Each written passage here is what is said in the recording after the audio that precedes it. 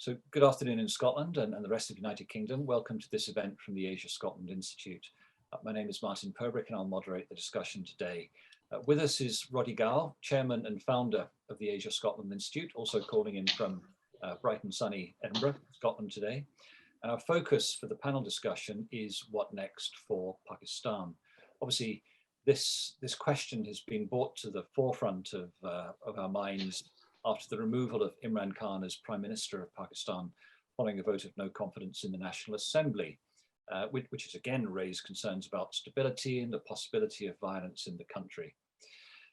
In fact, one comment from Fawad Ahmed Chowdhury, a former Minister for Information and Broadcasting, an ally of Imran Khan, which was probably quite deliberately provocative perhaps, when he stated on Twitter several days ago that Pakistan was inches away from civil unrest. So probably deliberately placed comment to heighten tensions perhaps. But our panelists perhaps can bring some balance to analysis of the question of what may happen next for Pakistan. First, we have Husain Haqqani, a Senior Fellow and Director for South and Central Asia at the Hudson Institute. He served as Pakistan's ambassador to the USA from 2008 to 2011, and is widely credited with managing a very difficult partnership during a critical phase during the global war on terrorism. Ambassador Haqqani's distinguished career in government includes serving as an advisor also to four former prime ministers in Pakistan, and I won't name them, but quite an achievement and extraordinary breadth of experience. Secondly, we have Dr. Farzana Sheikh, who's been with us before, I'm very glad to say, and welcome back, who's an associate fellow at Chatham House and provides regular analysis on current political and economic conditions in Pakistan. Dr. Sheikh has held a number of academic teaching positions in the UK, Europe and USA, and was appointed to be senior research fellowships at the University of Cambridge and the Institutes of Advanced Study in Princeton and Paris. And last but very much not least, Raza Ahmed Rumi is a policy analyst, journalist and author. He's director of the Park Center for Independent Media and teaches in the journalism department. He's also on the visiting faculty at Cornell Institute of Public Affairs. Raza has also been a fellow at the New America Foundation and the US Institute of Peace. And last, he's a member of a think tank at Laboratory for Global Performance and Politics at Georgetown University. I don't know how you have the time, Raza. You have quite a full schedule, I'm sure. So if I can just remind the audience members, we're on the Zoom webinar platform, so your videos and microphones can't be displayed and only the panelists can be heard. Please raise questions in Zoom chat, either privately to me or publicly to the group if you wish, and we'll come on to some questions later. So Roddy, could I hand over to you, please, just to start the discussion? Martin, yes, thank you very much indeed. And I would also like to add my thanks to the distinguished panel that we have today. With the background of Russia at war with Ukraine, with all sorts of tensions globally, and fears about what's going on in the Asia Pacific, it's almost a crisis too far for us to consider this, but the ramifications of what has happened in Pakistan are likely to be significant. And I'd like to start off by asking Ambassador Husain Haqqani if he could just reflect with us on the reasons why Imran Khan fell from power, and what the key drivers were, and what his prognosis is looking forward as to how things will develop. Ambassador. Thank you very much, Roddy. Let me begin by not talking about just Imran Khan's fall, but also about Imran Khan's rise. Most people in the Commonwealth nations, the British Commonwealth, who are cricket-playing nations, look upon Imran Khan as a cricket celebrity and have never really understood his politics. He entered politics in 1997. He presented himself as the new broom that will sweep clean.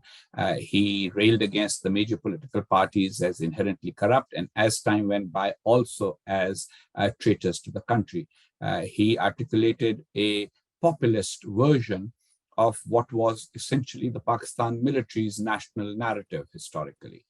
He did not have much political success until 2013, which is the first time his party got a significant number of seats in parliament.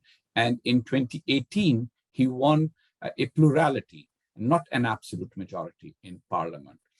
So this happened because the Pakistani military intervened, supported Imran Khan, asked many locally influential politicians to join his party, deserting the two major political parties, the PML, the Pakistan Muslim League of Mr. Nawaz Sharif, and the Pakistan People's Party, which is currently led by Benazir Bhutto's widower, Asif Zardari, and her son, Bilawal Bhutto Zardari. So Imran Khan's narrative was very simple. I am against dynastic democratic politics. I am a populist democratic patriot, ultra patriot, and I am actually fighting a battle against corrupt and unpatriotic elements. And I will be the one who will liberate Kashmir from India. I will be the one who will unify the Islamic world. I will be the one who will make Pakistan into a real Islamic state, reminiscent of Prophet Muhammad's rule in Medina. This was the context in which Imran Khan came to office. The military support was critical. People who had not joined his party because of his narcissism and because of his egotistical manner were told to forget about that and work with him. So when he came to office, he still did not have an absolute majority. Smaller political parties were told by the military to join his coalition. And at crucial periods in his 3.5 years in government, the military bailed him out of many difficulties. But the one thing he was totally incompetent at was governance. He changed 3 or 4 ministers of finance during his 3.5 years in power. In terms of civil service appointments, people were randomly shifted and transferred. Just to give you an idea, the largest province of Punjab has had 6 police chiefs in 3 years. So governance was falling apart. Economy wasn't doing too well. His government did handle the pandemic a little bit better than other countries in South Asia, but that was because of the professionals that were managing that. But overall, his handling of the economy, even of foreign relations, where his rhetoric often outstripped any reality of Pakistan's foreign relations, caused a lot of disconcert among the top layers of the Pakistan military. So eventually the military withdrew its support. And when the military withdrew its support, what happened then was that the opposition was able to unite. They were able to get the coalition partners to defect. And there were also defections within Imran Khan's party. Imran Khan lost his majority in parliament. Now, instead of accepting that as a reality, Imran Khan dug his heels in. And he has taken the position that I am the target of a regime change operation by the United States, that the opposition is in cahoots with the Americans, that this is all actually payback to him for having gone to Moscow on the day that Russia invaded Ukraine. Very frankly, even that decision does not make any sense in terms of Pakistan's interest, except Imran Khan wanted to be seen standing next to Putin rather than because the United States has not paid him much attention. And because Pakistan has no significant relationship with Russia. The total trade between the two countries is about $300 million, which is a pittance. There is no significant military relationship. So to do that was just an act of bravado. Now, what has been happening since? Well, Imran Khan has been out rallying his supporters. He has cult-like following, like all celebrity politicians do, because they see him as a messiah. He's railing against the Americans, he's railing against the military, and he's railing against the judiciary, which has given a succession of orders against him and his party, because basically not to accept a vote of no confidence in parliament is just not a constitutional or democratic option. So where are we going to go now? Well, Imran Khan's desire seems to be to polarize Pakistan as much as he can. He has always been a polarizing figure. He thinks that retired military officers, even mid-ranking serving officers, are sufficiently Islamo-nationalist in their outlook to support his way of thinking. A way of thinking in which Pakistan is inherently a great nation, but has just been unlucky in having political leaders. On the other hand, the traditional political parties, the PML, the PPP, they understand that if they are to continue in politics, they have to make sure that Imran Khan cannot come back in a future election. So they have formed a coalition. They're trying to bring some semblance of normalcy in governance. It's not easy it's not easy for anybody to bring Pakistan's economy to normalcy. Pakistan is in many ways not a very normal country. I mean, nowhere else in the world does the army decide which political party will win a future election. Nowhere else in the world does a politician turn around and say, even after there has been a vote of no confidence against him, oh, everybody who voted against me was bought. And because they were bought, therefore this vote doesn't count, without any evidence. And no, it's not very normal for the kind of stance that Imran Khan has taken about the United States, because now even if he wins an election, how will he ever have normal relations with a country that he accuses of having plotted to topple him? He's put himself in a Castro-like position. Anyway, as far as his followers are concerned, he does have a strong cult-like following. These are people who think he's the Messiah. There are even people who have said rather extreme things on Twitter, saying that, after Prophet Muhammad, if there's been a great Muslim, that's Imran Khan. There are people who think that all other Pakistani politicians are corrupt. And then there are people who think that Pakistan needs to have someone like Imran Khan to tell it like it is, a bit like President Trump is admired by his followers in the United States. So over the next few months, we will see intense polarization. There will be an effort by Imran Khan to try and see how much he can create chaos. The more chaos he creates, the more likely it becomes that either the military intervenes again in some other way, directly or indirectly, calls for an early election. And Imran Khan hopes that he can win an early election more than an election that will be held a year later. One of the things that has emerged in the last few days is that the Imran Khan government was not as clean as it claimed.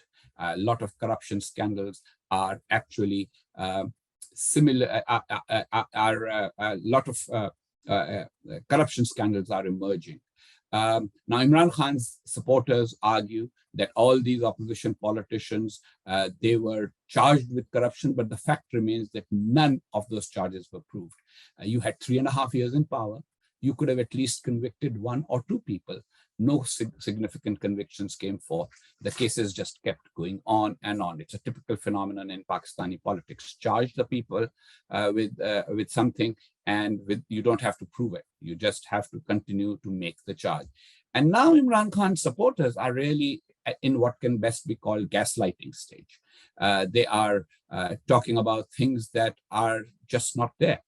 There is no evidence of the United States taking any interest in Imran Khan, let alone conspiring to remove him from office. Imran Khan's stance is actually hardening the position, and I'm sure that Dr. Farzana Sheikh will address that even better, hardening the position of Pakistan's top generals against him. Pakistan's military does not intervene to remove someone from office just to bring them back into office. Imran Khan will have to change his position before he's considered eligible to return to office by the Pakistani military again. In the meantime, Pakistan's major problems will continue to fester. What are Pakistan's major problems? Pakistan imports a lot more than it exports. Pakistan's economy is dependent on external loans much more than on its own productivity. Pakistan has not been able to educate all its people. It has one of the lowest literacy rates in South Asia. In 1947, what is today Pakistan had a literacy rate of 16%. What is today India had a literacy rate of 18%. That 2% difference has now become a 20% difference, where Pakistan's literacy hovers around 54%.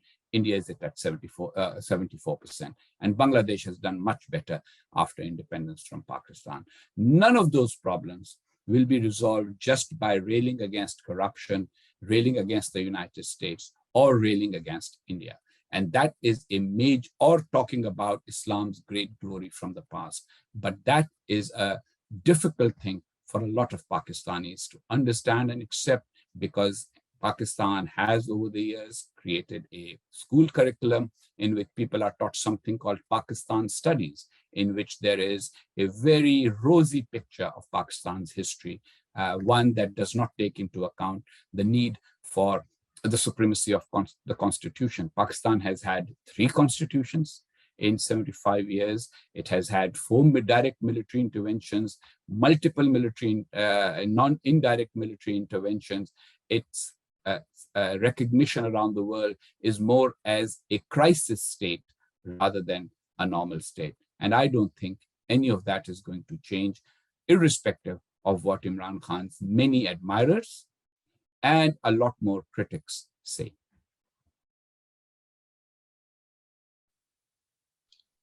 Thank you very much indeed. That was extremely interesting. And I wonder now if, Martin, I could hand back to you. Roddy, thank you very much. Husain, thank you very much as well.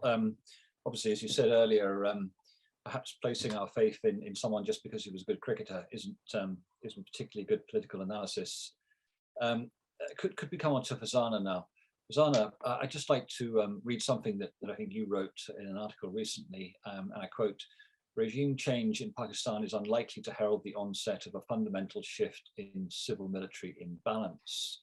I think it'd be very useful, considering the importance of the military in Pakistan, but the existence of it as a state, if you could explain how the new government of Pakistan will manage its relationship with the military, and indeed, vice versa, how will the military continue to manage its relationship with government and the country? Thank you, Martin. I'd also, of course, like to start by thanking Asia Scotland and its founder, Roddy Go, for inviting me this afternoon to speak at this forum, where, of course, I've had the privilege of speaking before. It's also a great privilege to share the space with my distinguished panelists, Ambassador Husain Haqqani and Mr. Raza Rumi. We know each other, and I'm certainly familiar with their well-informed judgments on Pakistan, including, of course, the latest developments in the country. Now, these have been the subject of much intense discussion and in some quarters of fevered speculation. Sifting fact from fiction is always a challenge when it comes to Pakistan, and it seems harder than ever before. That said, I think it's still possible to draw some broad conclusions from this crisis. And so with that in mind, I want to address some of the implications of the crisis for civil-military relations in Pakistan, which I'm sure you know have been decisive in shaping the outcome of political developments in the country. But before tackling the issue, I would like to clear the decks by reiterating, as I did in a recent op-ed to which Martin has just referred, that I do not believe that there are enough grounds yet to suggest that the current crisis in Pakistan heralds either a fundamental shift in civil-military relations or the onset of political neutrality on the part of Pakistan's political establishment. For while it is clear, far from clear, what role precisely the military leadership played in facilitating the removal of former Prime Minister Imran Khan, I doubt if there is really any real basis for us to rethink the role of Pakistan's military establishment as an organization that, by cloaking its political ambitions in the garb of a self-avowed professionalism, has consistently trumped its civilian adversaries. So I would argue, therefore, that while the current crisis in Pakistan is certainly challenging for the country's military establishment, it is unlikely to dent its power as the dominant force in deciding political outcomes. Yet, it is, of course, hard to avoid the wave of commentary which would have us read the removal of Imran Khan through a vote of no confidence in Parliament as a sign of a shift in favor of civilian power that spells the erosion of military dominance in political affairs. Much of this analysis, I fear, rests on the questionable assumption that the military establishment, having misjudged Khan and lent him its backing, now finds itself on the back foot, if not on the retreat. It is claimed that some of the mud thrown at Khan for his disastrous performance is bound to permanently sully his military sponsors and tarnish their shine, long used to burnish the military's own credentials and cast doubt on the probity of Pakistan's civilian leaders. It is also assumed that the military has been gravely undermined by Khan's handling of relations with the United States, to which Ambassador Haqqani referred, which has ruined the military's prospects of resuming the privileged ties it once enjoyed with the United States, and which were widely seen to have accounted for its overwhelming weight in the civil-military equation in Pakistan. Now, while these observations are well taken, history, I think, shows us that such rushed judgments can be premature. It may be instructive to recall that this is not the first time that Pakistan's military establishment appears to be on the defensive or vulnerable to the opposing claims of the country's political classes. Humiliated in battle against Pakistan's arch enemy, India, in 1971, the military rose phoenix-like to exact revenge on Pakistan's civilian leaders by overseeing the judicial execution of Pakistan's first freely elected Prime Minister, Zulfikar Ali Bhutto, and emphatically restoring the civil-military imbalance in its favor. Vilified in 2011 for failing to explain how Osama bin Laden had maintained a discreet presence a mere stone's throw away from one of its premier training academies in Abbottabad, the military mounted a furious public campaign to divert attention away from questions of accountability to the spurious issue of Pakistan's compromised sovereignty that sought to implicate civilian powers who stood accused of colluding with foreign powers to help recalibrate civil-military relations in their favor. So it seems to me, therefore, that Pakistan's history is a sober reminder that in any crisis involving civil-military tensions, and the latest crisis is no exception, the military will brook no attempt to encroach on its long-held prerogative to act as the supreme arbiter of Pakistan's political destiny.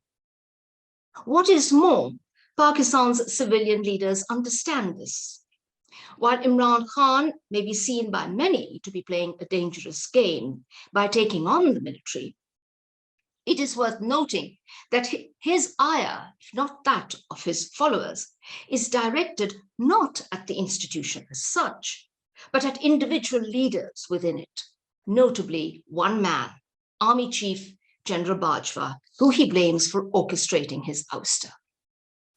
But it is also worth noting that Khan's accusations against the military's top brass has been more carefully balanced when compared to his visceral attack on the United States, which he claims masterminded a conspiracy to unseat him. Khan's more clear-cut diatribe against the United States as the source of malign influence is an indication that he is aware that attacks against the military could not only incur the wrath of its coercive power, but are unlikely to play well in a country where many, if not most, people still subscribe to the notion of the military as the undisputed guardian of Pakistan's national interests. In that sense, Imran Khan may be said to have demonstrated unusual restraint compared to his predecessor, Mian Nawaz Sharif, who sent shockwaves across Pakistan's political landscape in September 2020 after openly denouncing Pakistan's military institution for acting as, quote, a state above the state. Sharif's ferocious attack has been echoed by his daughter and heir apparent, Maryam Nawaz, who is believed to have been politically sidelined by the military in favor of her uncle Shahbaz Sharif, the new prime minister. He has long been known to enjoy close relations with the military and to support a more accommodating posture towards the institution than either his brother or his firebrand niece. With Shahbaz Sharif's emergence at the helm of national politics, Pakistan could be on the cusp of witnessing the reincarnation of another hybrid regime, much discussed as the modus operandi of Khan's government, which was premised on an informal working relationship between civilian leaders and the military establishment, and where partnership is an illusion. informed by the tacit recognition of the military's prerogative over strategic decision-making in all matters pertaining to foreign relations and national security, and of civilian leaders restricted to the business of governance while shouldering the consequences of any policy failures, it has come to stand as the byword for power without responsibility. This tried and tested style of management crafted by the military is not, however, foolproof. The risk of civilian leaders going rogue by straying beyond their limits is a hazard the military has had to counter on more than one occasion. Each time it has dispatched the problem to regain superiority. Former Prime Minister Nawaz Sharif, who enjoyed political stardom as the military's blue-eyed boy, fell from grace in 1999 when he sought to extend his powers and interfere in military appointments by changing the army chief. He was punished with exile. The hard lesson of learning to live within the limits set by the military also escaped Khan, whose ignominious end was predictable after he moved to impose his will by resisting the military transfer of the former head of the intelligence services, who he had hoped to appoint as the army chief and guarantee a second term for himself. Although a new prime minister, also said to be the military's preferred choice, is once again in place, the military must wonder if it should prepare for another recalcitrant civilian leader, and if so, whether its hybrid model is set to outlive its usefulness, necessitating the return to formal military intervention. This option, however, assumes a unified military command, which some recent reports have cast in doubt amid claims of disaffection in the lower and middle ranks of the military, who are said to disapprove of Khan's removal. They are said to be backed by retired military officials who have openly defended Khan and made no secret of their dislike for the civilian leadership that has replaced him. Khan, for his part, has responded by continuing to express admiration for the military's fighting spirit and patriotism. Now, while it would be rash to dismiss reports of deepening divisions in the military as irrelevant, it is worth bearing in mind that reports of such discord inside the institution are not unprecedented. In 2008, General Musharraf was forced to step down as army chief amid widespread reports of a rift among senior commanders and concerns that his policies had weakened professional standards and damaged the military's public standing. It is, I think, too early to establish either the scale of these reported divisions in the military or their significance for the prevailing imbalance in civil-military relations. But if Pakistan's history is anything to go by, we know that the breakup and disintegration of civilian political authorities and their parties, almost always orchestrated by the military, are more common and pervasive than fissures that periodically disturb a disciplined military with well-honed political instincts. I'll just leave it there. Zana, thank you very much. I think we could talk about the military all afternoon, given their influence in Pakistan and also the ISI, and we haven't even yet got on to the post-US involvement in Afghanistan and how the military see that. But to give ourselves plenty of time, we still have half an hour. Perhaps we could cut across to Raza first and give him time to speak. Raza, obviously we're trying to look at something a little different from each panelist for the introductory remarks. Perhaps you could say something about the nature of government and democracy. So this, obviously, Imran Khan was removed through a no confidence vote. And how would you see that in terms of the democratic process? Is it, do you think, a vindication of democracy at work in Pakistan, or not? Is this just another sign of the instability in Pakistan, inherent instability perhaps? And in relation to this, how do you think democracy will function in Pakistan going forward? Over to you, Raza. Thank you so much. First of all, I must thank you all for organizing this and giving me the opportunity. After Dr. Farzana's erudite and incisive comments, I really don't know what to add because she's covered a whole range of issues. But I will address the issue of the vote of no confidence and what it signals for democracy. But I just want to start off very briefly with Imran Khan's political standing, which Imran Khan won as Ambassador Haqqani recounted his rise to fame and power. Imran Khan, even at his best with the full support of the military and the intelligence agencies, could only muster nearly 30% of the popular vote in 2018. So 70% of Pakistanis actually did not vote for him. And that is something to be really kept in mind, whenever we talk about his influence and his standing. And those elections were largely contested and are still very controversial. The EU came up with a very detailed report on the irregularities in the 2018 election. And very briefly, I mean, some of these points have already been mentioned, but I just thought that, the issue of economic mismanagement that Ambassador Haqqani highlighted, I mean, its gravity must be spelled out further. So Pakistan, as the government changed, Pakistan is at the brink of economic bankruptcy. Under Imran Khan, unprecedented amounts of foreign loans were taken, and not taken for investing in infrastructure or large projects, but just to pay the salaries, including the salaries of the military.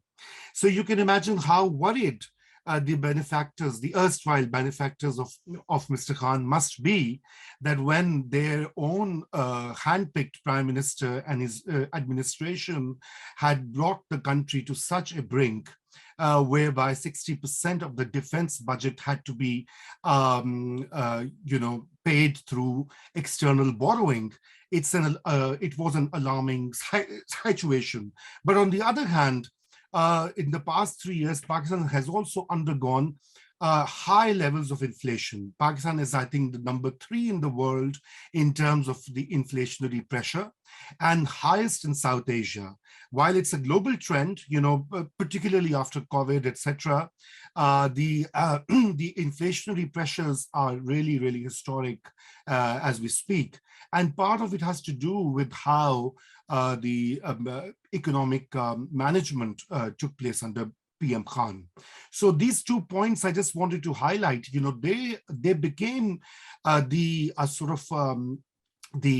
basis for discord between the military establishment and PM Khan, and the trigger, of course, came last October, as Dr. Sheikh mentioned, when Imran Khan did not agree to the transfer of Pakistan's ISI chief, the former chief, and he dragged his feet. For a month, there was a crisis, and ultimately he had to cave in. But that was the final sort of, announcement of a separation. And that is when the opposition sensed the opportunity to work with the military, mend their relationship, do a bit of readjustment, who can work with the military. And from November to February, that is what happened when the opposition closed in ranks and tabled a vote of no confidence. Now, it is also important to note that in Pakistan's history, no vote of confidence has ever succeeded against a prime minister, at least in the recent history. And so this, April 3rd's voting is also unprecedented, whereby the regime change, or let's say the incoming hybrid regime 2.0 has actually been has actually come about through a constitutional parliamentary mechanism. So in a way, it is not an unwelcome step. earlier, we have seen governments change with army chiefs, like for example, in 1993, the then army chief made the Prime Minister Sharif and the president to resign when they had locked horns.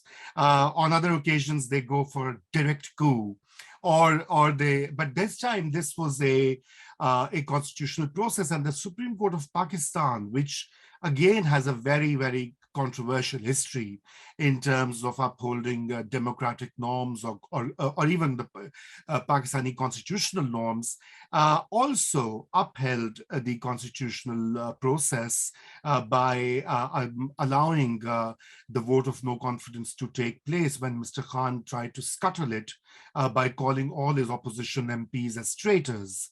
And they dismissed and threw out the vote of no confidence resolution because the deputy speaker said people who are not loyal to the country cannot vote. And this was in relation to the so-called US conspiracy to oust PM Khan. And so, but what has happened since then is also very interesting.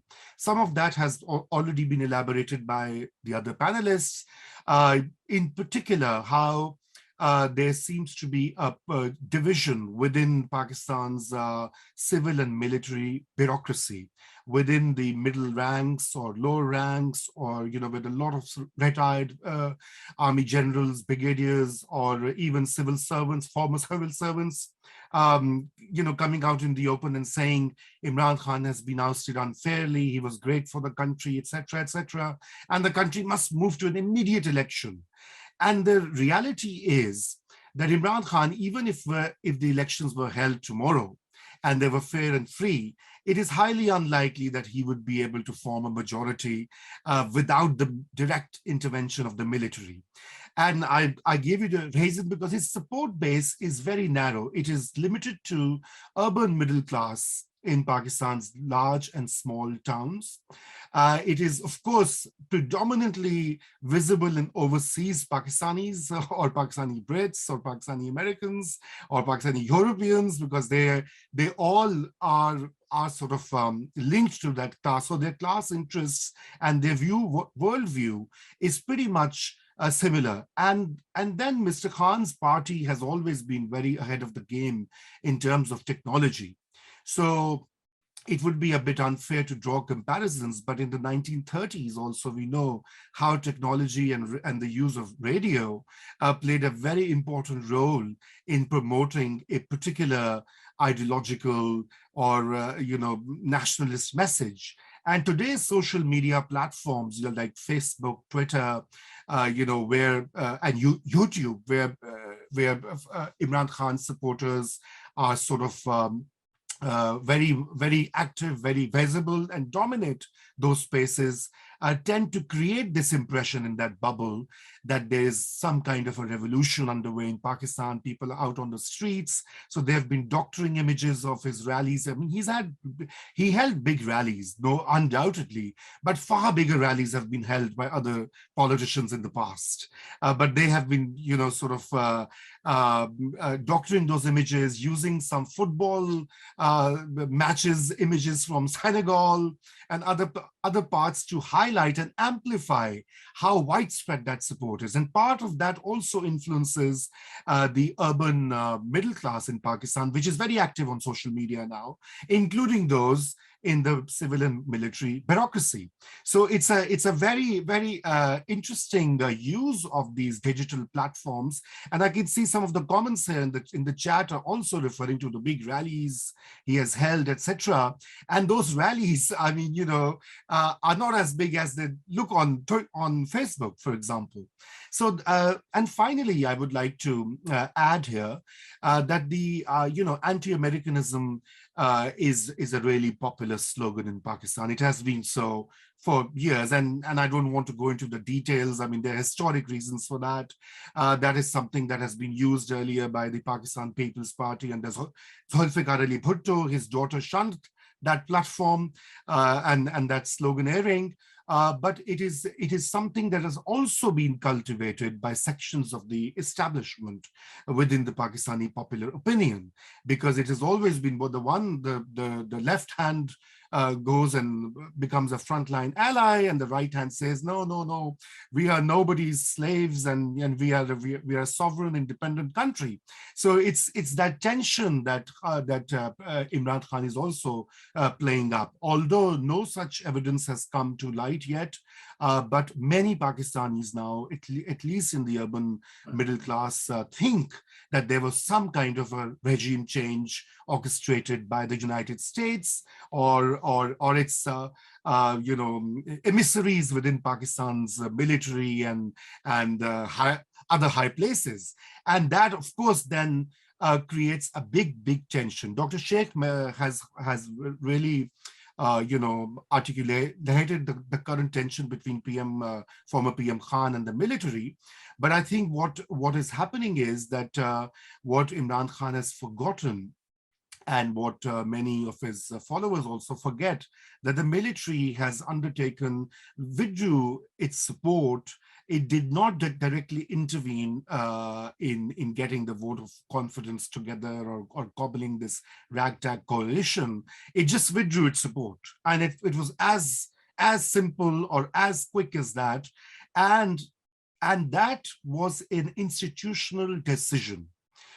It was not the army chief on his own, because that is not how army chiefs actually undertake major policy, policy sort of decisions. But it was something that reportedly the top generals were in agreement on, and that is something that Imran Khan also knows, perhaps, but is trying to push the envelope, that somehow the pressure from within the institution would force the army chief to either move the country towards a quick election or reinstall him into power. Because remember, the current coalition also has a very shaky majority. I mean, it's a split mandate from 2018 elections. So I'd stop here, and maybe we can address some of the other things in Q&A. Great. Raza, taking some very complex issues there, especially on the domestic politics and the nature of the civil-military relationship expanding from Farzana. It's a hugely complex set of issues and a complex time in Pakistan's history, obviously. But perhaps we can go a little deeper, going back to Ambassador Husain for the moment. So, Ambassador, we have a lot of good comments and questions from probably some Pakistanis in the audience. Indeed, let me try and address them all and together. I was saying that they reflect a particular point of view and a particular mindset, especially among overseas Pakistanis. Now, I understand, look, I'm an overseas Pakistani myself. I understand the need to feel good about your country. And when you have a celebrity leader who's not particularly mentioned in the media negatively internationally, then you feel proud of him. And so a lot of overseas Pakistanis have these views, but there are simple questions. For example, somebody says the current government is made up of politicians who are all on bail. It's an unfortunate reality. Imran Khan was on bail when he became prime minister. The reason is that in Pakistan, everybody who's in opposition at any point ends up being charged with something or the other. And I invite the person who has asked me this question to actually just Google the words Imran Khan bail, and he will find that in 2014, Imran Khan was charged with in an anti-terrorism court, was released on bail, and he was technically on bail the day he became prime minister. So that is something that is an unfortunate reality of Pakistan's politicians. Similarly, saying opposition parties are corrupt, I have no dispute with somebody considering somebody else corrupt. But I do have a problem with people believing that their belief alone constitutes rule of law. Rule of law requires that all allegations must be proved in some court and should reach some conclusion in a trial. And when that has not happened, then these allegations cannot be the basis of determining who can and cannot hold office. Lastly, there's the question of opposition politicians bought out the small party coalition members of Imran Khan. These parties had real issues. The MQM in Karachi, the Balochistan Awami Party. These parties have had problems with Imran Khan throughout. And if you are going to accuse somebody of buying somebody out, you better prove it. You better show some evidence. Just making that charge can't be the basis of any political determination. And to say that there are large crowds, well, we've already heard about how these crowds are being manipulated on social media, which is why people sitting in England are feeling, oh, wow, we will see how many votes he gets. Even in 2018, as Raza rightly pointed out, the vote share of the PTI was just around 33%. They got a lot more seats. This time, when the opposition contests unitedly, those votes will not necessarily translate into as many seats, but there might not be as many votes because a lot of those people who got those votes are locally influential politicians who will leave the party. Then there are comments about how the PMLN was at one time aligned to the army, as Dr. Sheikh pointed out. Unfortunate, again, an unfortunate reality of Pakistan's politics, that politicians, to survive in politics, have to work with the army or end up in exile. And the last comment is that, you know, and this is a very typical Pakistani defense of our country, and I have addressed it in my book, Reimagining Pakistan, which I request those young people who have asked me these questions, particularly of Pakistani origin, to read. There's a defensiveness that, you know, nothing that's happening in Pakistan is different from others. So if Pakistan has Pakistan studies in curriculum, Scotland has Scottish studies, big difference. The difference is that Pakistan, in its Pakistan studies curriculum, tries to create a national identity. Dr. Sheikh has written a whole book on the subject of national identity in Pakistan, and it creates an identity that totally ignores historic realities. Very few Pakistanis know that Sindh was an independent kingdom until 1843 when the British took it over, that Balochistan was totally independent, that the parts of Pashtunkhwa were part of Afghanistan. The British took these territories, made them part of British India, and as they were leaving, left them in the Islamic part of South Asia, which was called Pakistan. The East Pakistan, that was part of Pakistan for its first 24 years, reasons for its leaving the Federation of Pakistan, because it was not an equal and fair federation. All of those things, charges of genocide, none of these are taught in Pakistani schools. And lastly, the Pakistani constitution says that education will be a subject that will be dealt with by the various provincial governments. When Imran Khan tries to create a unified national curriculum from the center, he's actually in violation of the constitution, because each province is supposed to have its own curriculum. The federal government can try and sit people together and say, hey, why don't you pay attention to this or that in the curriculum, but it cannot dictate it. Read the Pakistani constitution, dear overseas Pakistanis, before you get all enthusiastic about trying to bring a revolution in Pakistan while sitting in Scotland. Or sitting anywhere, in fact. Or anywhere, absolutely. And I do hope we don't have a revolution in Pakistan anytime, because obviously, I think as you outlined, Husain, it's an immensely complex country still. Without trying to analyze the complexities of domestic politics in Pakistan any further, I wonder if we could step back a little bit and look at geopolitical issues, because we do have a lot of questions about Pakistan, the relationship with China. And Farzana, perhaps I could invite you first to make a few comments. How do you think China's neighbors see the current, if I may call it, instability in Pakistan after the exit of Imran Khan? Does China see this as greater risk for its interests in Pakistan? How does India see the situation? Do you have any comments on this area? I think, when it comes to Pakistan's relations with China, obviously, China has adopted the classic position of not being seen to be partisan in any sense. But I think those of us, who watch Pakistan affairs closely, who follow the country closely, will know that China had something of an uneasy relationship with Imran Khan and his government.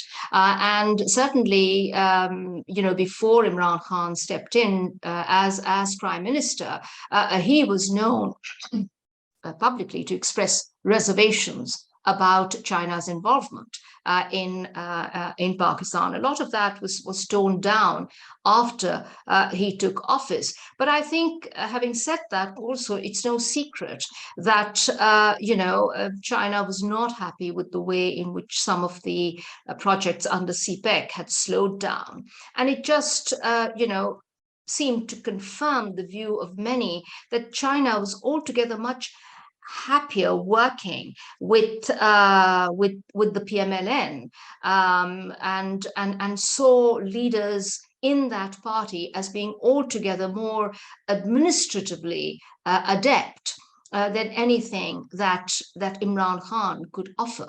But obviously, it is in one of those positions where it must not be seen to be taking sides. Having said that, I also believe that the latest attack against the director of the Confucius Center at the university in Karachi has put enormous pressure on the current government led by Shahbaz Sharif, who will have to scramble to repair some of the damage done there. When it comes to India, I think again, the Sharifs, particularly Nawaz Sharif, of course, at the moment remains outside the country and nowhere near the seat of power, have had a better relationship with India. And I think, again, it's no secret that when Nawaz Sharif was in power, he did try to move forward the process of rapprochement with India. But of course, as we know from Pakistan's history, every time elected politicians or civilian governments take the initiative in improving relations with India, these initiatives and attempts are scuppered by the military and its proxies, because as I indicated in my talk, relations with India are seen by the military to be its preserve and prerogative, and so we just have to see how Shahbaz Sharif now manages that very delicate balance of improving relations with India, which I think the military is keen to pursue, but it wants to be in the driving seat. If I may quickly address the China question, we must understand that China's relationship with Pakistan is based on a very strategic view. China wants to keep Pakistan engaged with India in a way that half of India or more than half of India's military faces Pakistan rather than China. So in a way, Pakistan is China's India containment strategy. And therefore, changes in government do not change the substance of the relationship. In case of Imran Khan, as Dr. Sheikh rightly pointed out, he did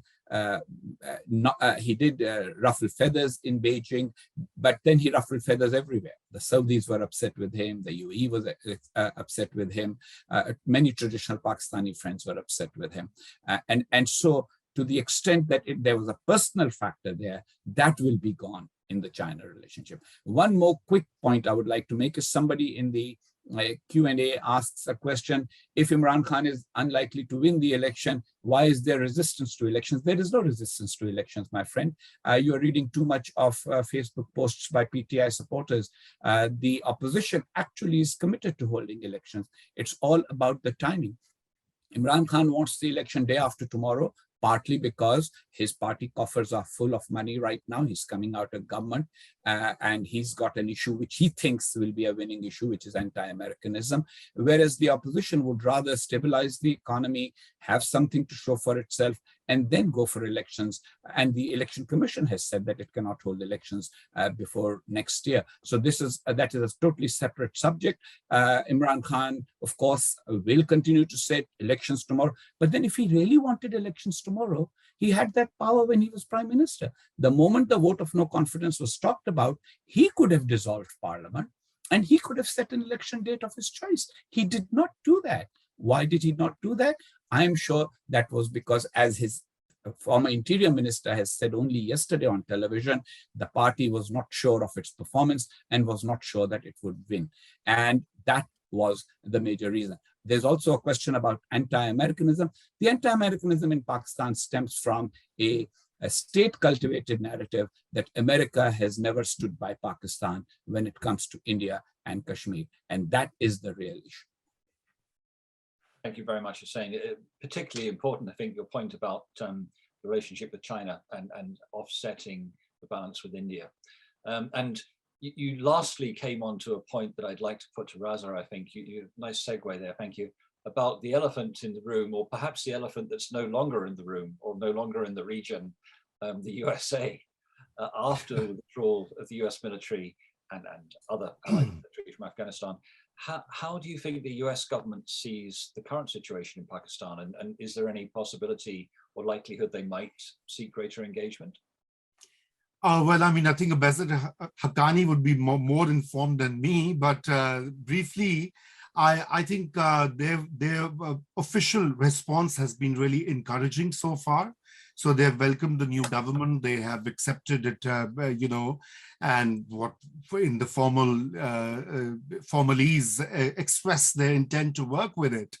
But, you know, there are fundamental issues. First of all, Pakistan's relevance is not as high as it was until the US troops were stationed in Afghanistan. And secondly, I think what is really important is that the previous administration really bungled up this relationship. And I think that is something that Pakistan's military was also very unhappy about, the Pakistani-US relations breakdown, and that is something that I think the new government is going to push hard for a revival. Now, how far that succeeds is not clear. I think I'll end at that. Yeah. Thank you very much. I appreciate the comments. I think the US doesn't seem to have said very much on the issue as well, perhaps deliberately. But as you said, Ambassador, yeah, they did deny the allegation. I mean, I think one or two questions were asked in the usual press briefings at the State Department, I think twice, and both times they gave, you know, they just sort of ignored it, as laughed away at that. But I think one of the problems that occurred when President Biden took over, the same week, Pakistan's court released the killers of Daniel Pearl, the journalist who was killed at the hands of Al-Qaeda. And I think that soured the relationship with Democrats, you know, because the Democrats at least pay lip service to issues like press freedom, etc. The former President Trump was not really interested in any of those issues. So he had a good equation with Imran Khan. Imran Khan visited him.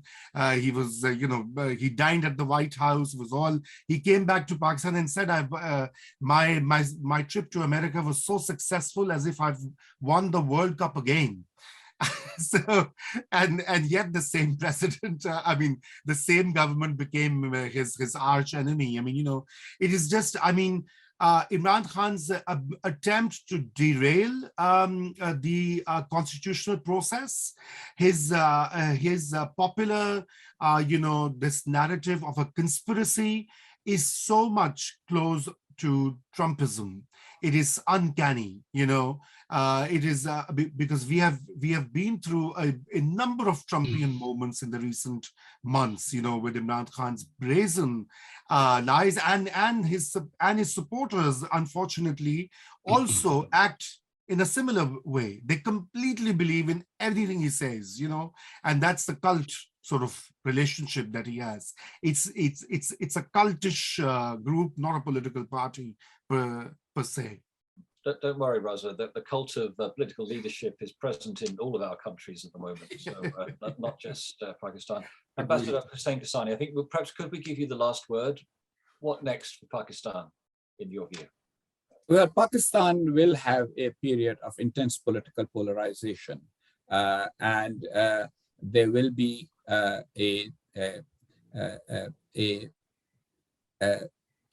difficult relationship, both among the various political parties and between the military and the political parties. there is an element in Imran Khan's party, and maybe in the heart of hearts, even Imran Khan wouldn't mind a military takeover, because he would rather have a situation in which none of his rivals, civilian rivals, take power, and the military would be the better option. But I don't think that Pakistan will head that way. Pakistan has bigger crises and problems to address. It has a major economic crisis. It has the usual problems between its various nationalities.